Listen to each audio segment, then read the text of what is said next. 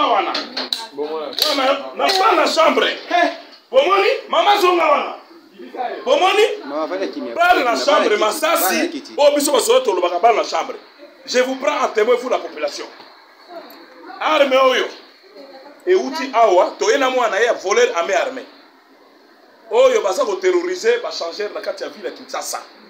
Ba changer, o baza ko opérer na ba wewa. Ba auto bomba ba wewa avant-hier na commune ya Bandalungu. Donc kiti awa, ye mutu amemi biso. Venez ici. Oh ndakwana, t'écris bien. Maman songa awa. Songa awa. Monsieur, je vais arrêter tout le monde. Otala munduki na bango. Malembe. Oh, afanda wana. Bosomona aibe. Otala. Parle ça la chambre. Na réformer na bango calibre. Oyo. La salle inspection. Munduki. Hein? Et bimi la 4. Tout le monde avec Dieu. Ça. Voilà ni. Nanawa, omoni banduko, arbalan, osa soda, osa lani, oto capacité banduko osa nango. Olandi, nazo suwa mama responsable ya ndako. Nazo kende na ye, on a ba devre de saisir oyo.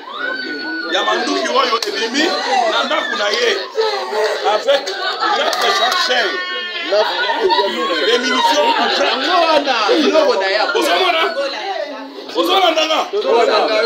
est-ce que police criminelle ça me ça qui est un peu bino population il faut dénoncer Sakaba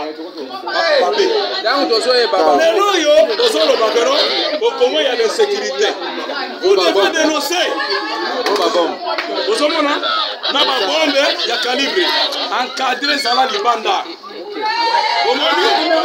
Capacité, il y a ma munition, il y a sika oyo.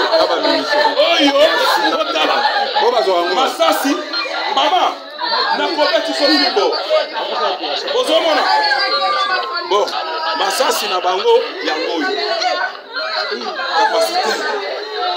Après bon, quand on se met à trouver, on va aller au Kojamboka. Population va aller au Kojamboka pamba. Mais puis sur service d'ailleurs, vous allez derrière tout le monde. Il y a un religieux civil. Merci pour la vie de la population.